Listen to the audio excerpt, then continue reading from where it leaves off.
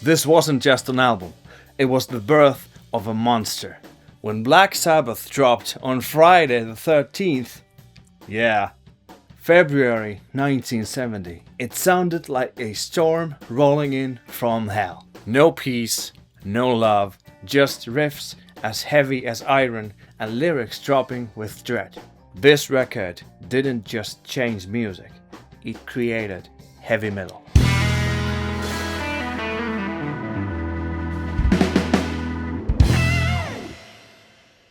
Welcome to Album of the Week, where we dig into the records that shook the world. No fluff, no filler, just the stories behind the music. This week it's Black Sabbath, the debut that turned 4 working class kids from Birmingham into the godfathers of metal. Released Friday the 13th, February 1970, this wasn't peace and love, it was darkness and dread.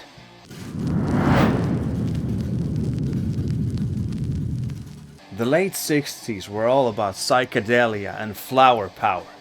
Then Sabbath came along and said, what if music sounded like the end of the world? This album gave us Black Sabbath, the title track that opens with church bells and rain before unleashing one of the heaviest riffs ever recorded. It gave us The Wizard, a harmonica-driven blues with a sinister twist. And NIB, that's a love song from Lucifer's point of view. Why revolutionary? Because it introduced a new language of sound.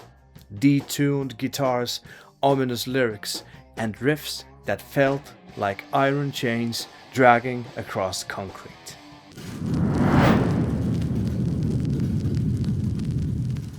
The lineup was pure grit.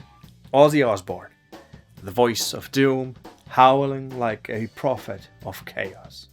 Tony Iommi, the riff master who turned a factory accident into a revolution, playing with prosthetic fingertips after losing the tips of 2 fingers. Geezer Butler, the bassist and lyricist who brought the occult imaginary. Bill Ward, the drummer, pounding like thunder in a storm. Fun fact, the band started as a blues outfit called Earth. Then they saw people lining up for horror movies and thought, why not make music that scares people? Mission accomplished.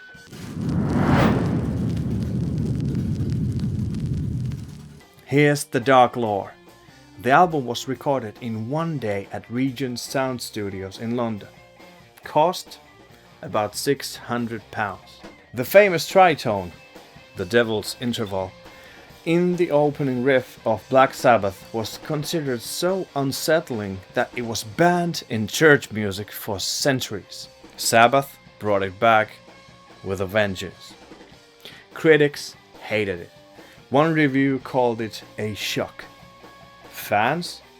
They turned it into a cult overnight. And the cover? A mysterious woman in black standing by a mill. It's still one of the creepiest images in rock history. Chart success? The album hit number 8 in the UK and cracked the US charts, paving the way for metal's rise.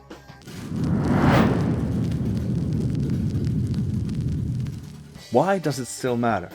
Because this album didn't just start a band, it started a genre.